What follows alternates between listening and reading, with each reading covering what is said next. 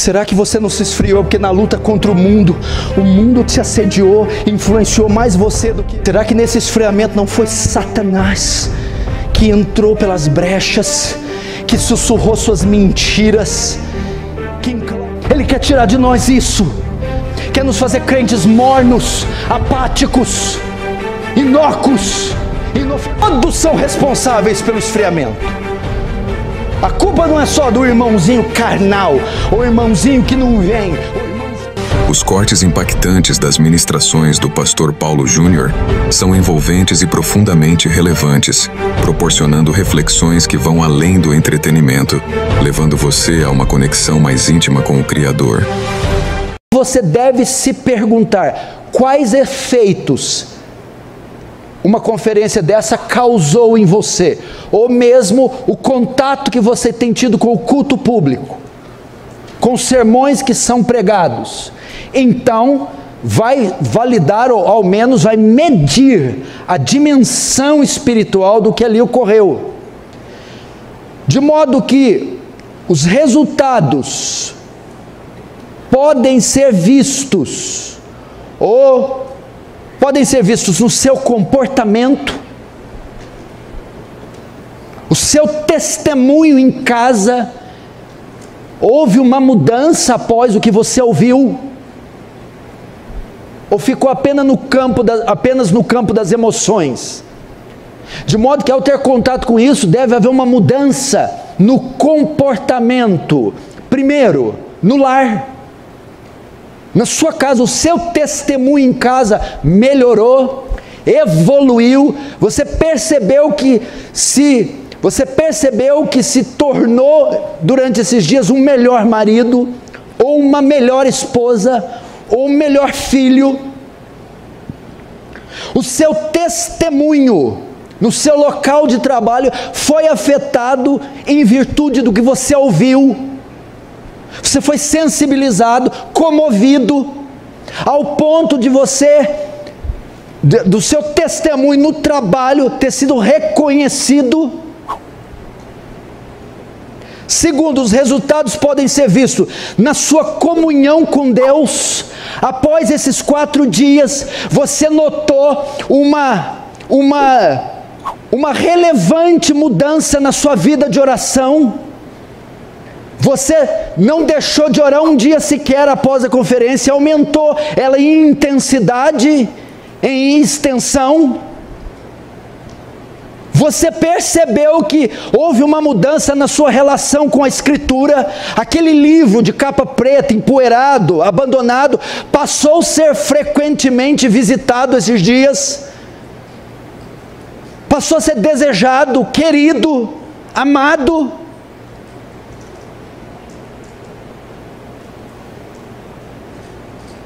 Sua oração, a sua leitura, houve um desejo em você de jejuar, mortificar a carne. Na verdade, o propósito do jejum tem um viés muito mais elevado, é dispor um pouco dos deleites físicos, mundanos, para aproveitar dos deleites invisíveis, espirituais. Houve um desejo de deixar de lado um pouco essa esfera mundana. Terceiro,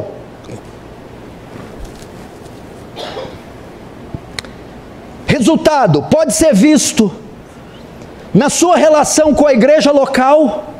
Depois desses 4 dias, foi gerado em você um desejo de frequentar mais os cultos, de ser mais assíduo. Vigília, culto do sábado da comunhão, escola bíblica dominical, culto público noturno dominical. Sua relação com a igreja local mudou. Houve um desejo de servir, de ser voluntário para alguma obra, de estar presente, de chegar mais cedo. Quarto, houve uma mudança na sua relação com o mundo, ou com o pecado. Depois desses 4 dias, você passou a buscar por mais santidade, passou a repudiar o pecado, e aqueles pecados que estava fazendo concessão, você os expulsou da sua vida, causou em você um desejo de arrependimento, de santificação, de deitar fora as abominações que entristecem a Deus e o Espírito Santo.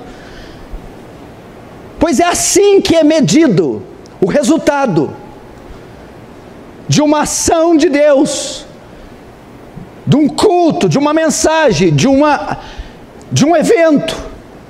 Não é o quanto de lágrimas derramamos, nem o quanto de emoção sentimos, nem o quanto de euforia por ver gente estrangeira, números, locais diferentes. Não, é medido pelo fruto que dá, que produz.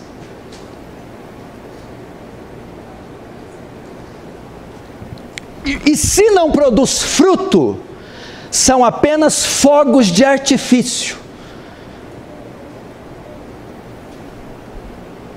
Quantos se candidataram para algum ofício, para algum ministério após isso? Quantos depois podem testemunhar? Depois disso eu li 40 capítulos da Bíblia, eu não deixei um dia sequer de orar. Você está vendo? Nós estamos precisando de um despertamento entre o povo de Deus. Nós estamos precisando de um avivamento entre o povo de Deus.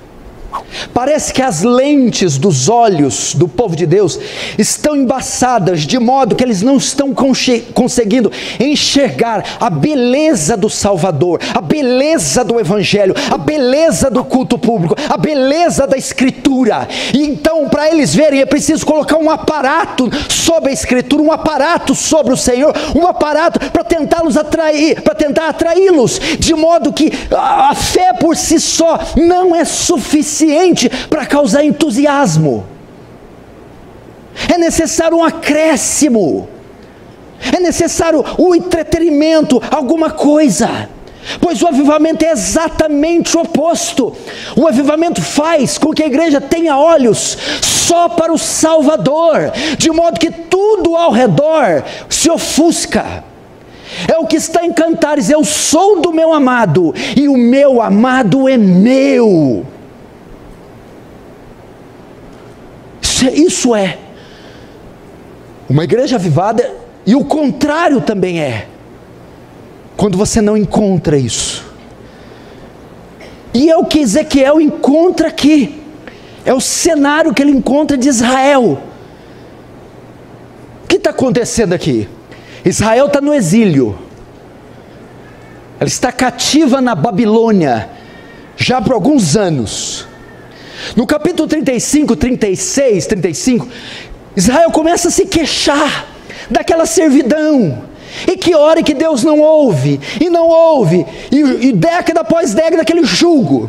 No capítulo 36, o Senhor vai fazer uma promessa de restauração à nação, e no capítulo 37, Deus vai dar uma visão a Ezequiel, da condição de Israel, e da sua restauração, para animá-los. E em poucos minutos, com meia dúzia de versículos, eu quero tentar usar essa passagem para despertar eu e você a uma vida cristã fervorosa, a uma vida cristã fervorosa. Ezequiel começa apresentando, Deus começa apresentando primeiro a condição do povo. Veja o verso 1, Ezequiel 37, 1.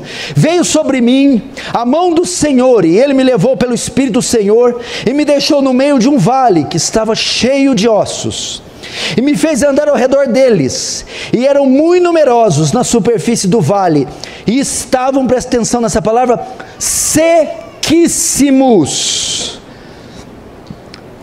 O Senhor vai comparar a nação de Israel a um cemitério, a um grande deserto. Ele leva Ezequiel em uma visão a mesma que tomou João em Pátimos e leva para uma espécie de um Saara, de um deserto do Egito, de uma coisa gigantesca. E ele olha ali e não vê nada além de ossos, pedaços de fêmur, tíbia, escápula, vértebras, ossos. E a Bíblia diz que estavam secos, não só secos, porque quando o osso se desliga do corpo, há ainda um líquido dentro do tutano. Quando vai falar sequíssimos, sem qualquer ausência de vida, mortos, definhando, degradando, ali no sol escaldante de um deserto. Isso era para ilustrar o que? O estado espiritual da nação. Eles estavam mortos espiritualmente, estavam sem vigor, estavam sem viço, estavam sem vida. Após ter sido levados para o cativeiro, perderam toda a sua glória. Esse é o retrato de muitas igrejas nos dias de hoje. Esse é o retrato de muitos irmãos que estão assim, que estão congregando, que fazem parte do hall de membro, que estão vivendo a vida cristã, mas sem o menor entusiasmo, sem a menor alegria, perderam o vigor, perderam o viço. Foi-se, como está no livro de 1 Samuel, quando a arca é roubada, tomada pelos filisteus, e um dos filhos de Eli morre, Finéias, o outro nasce, Icabod. Foi-se a glória de Israel. Pode ser o seu estado. Minha vida se tornou um cemitério, um deserto, foi-se a força.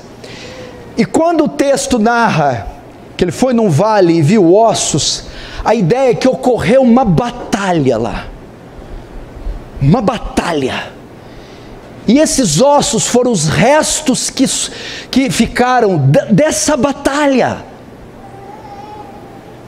Foi uma batalha. Israel travou uma batalha e saiu derrotado. Que batalha foi essa?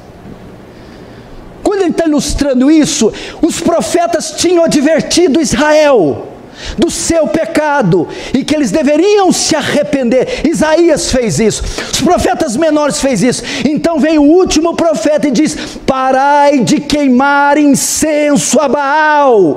Eles travaram uma luta contra o pecado, contra a idolatria, contra a feitiçaria, e eles perderam. Foi isso que esfriou Israel. O paganismo entrou, a idolatria entrou, o sincretismo entrou. Eles abandonaram a lei do Senhor, queimaram incenso a outros deuses, deixaram o culto público, de oferecer o sacrifício, de celebrar as festas, e se uniram às nações pagãs. Então sucumbiram. É isso que o matou. Irmãos, o que traz esfriamento para o crente?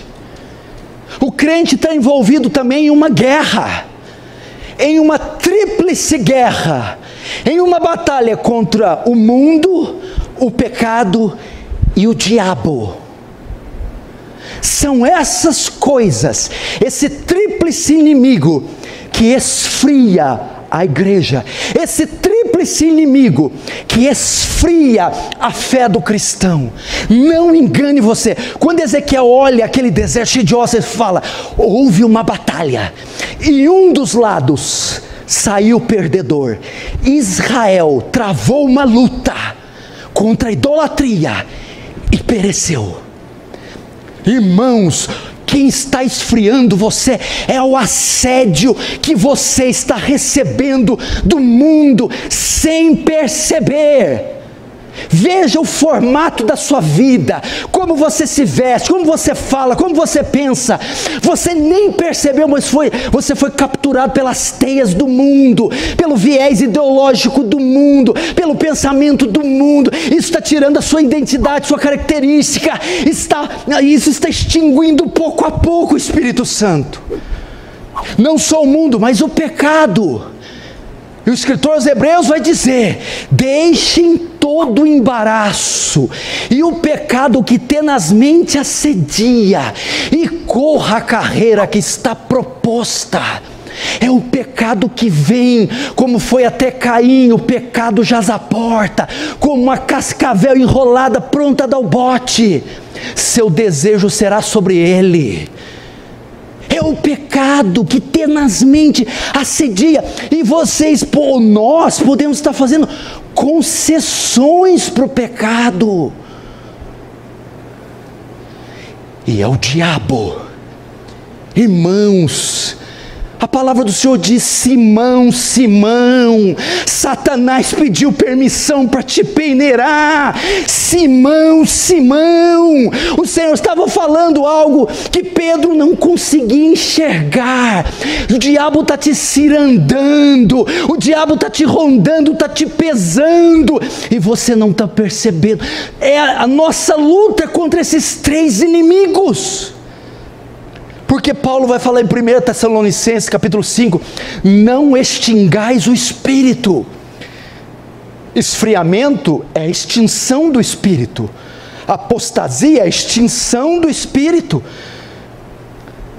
carnalidade é extinção. E como o espírito é extinto, esses três inimigos combatem a chama da nossa fé dioturnamente. Eles conspiram, eles fazem alianças para tirar o combate do crente, para tirar o discernimento do crente, para tirar o temor e a gravidade do crente, de modo que tudo passa a ser automático,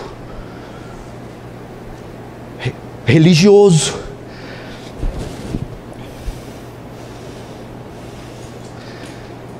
Assim nós esfriamos. Será que você não caiu porque na luta contra o pecado te achou e te matou? Será que você não se esfriou porque na luta contra o mundo te assediou, influenciou mais você do que você a ele? Será que nesse esfriamento não foi Satanás que entrou pelas brechas, que sussurrou suas mentiras, que enclausurou você numa teia de engano? A luta é real. Ele quer tirar de nós isso, quer nos fazer crentes mornos, apáticos, inócuos, inofensivos. E então ele presencia aquilo. E detalhe,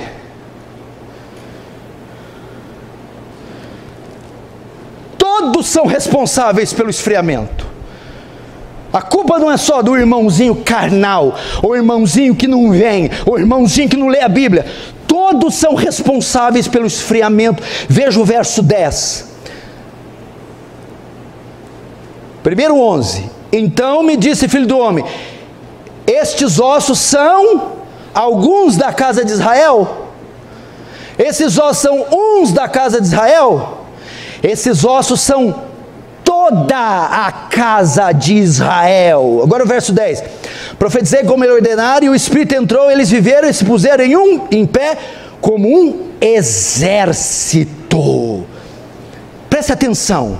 Exército é composto de várias hierarquias: ao soldado, ao sargento, ao capitão, ao coronel, ao tenente, ao major, ao general, e vai.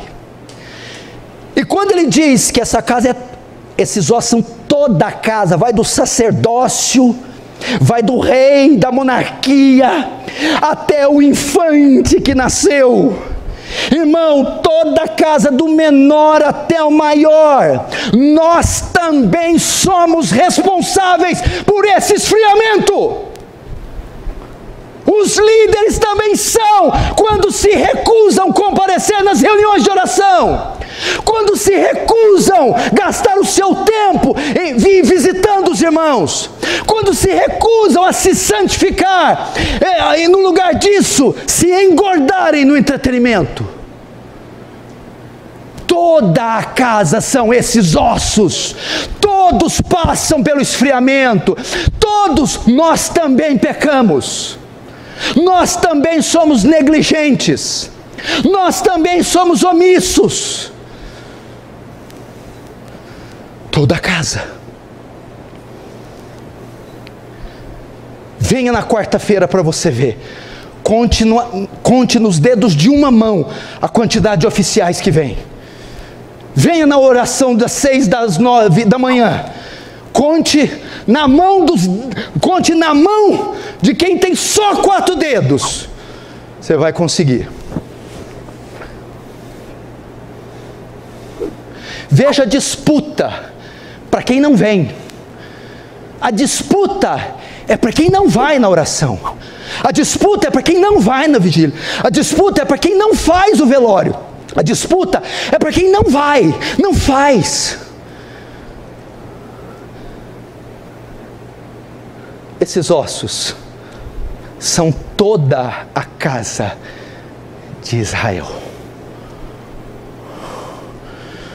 Nós somos responsáveis quando nós deixamos de orar pela congregação, como oficiais, ministros, pais. Nós somos responsáveis quando deixamos de fazer a manutenção do templo das pessoas. Nós somos responsáveis quando deixamos de jejuar.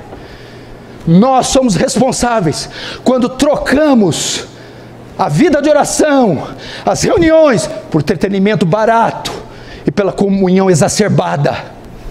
Nós somos responsáveis.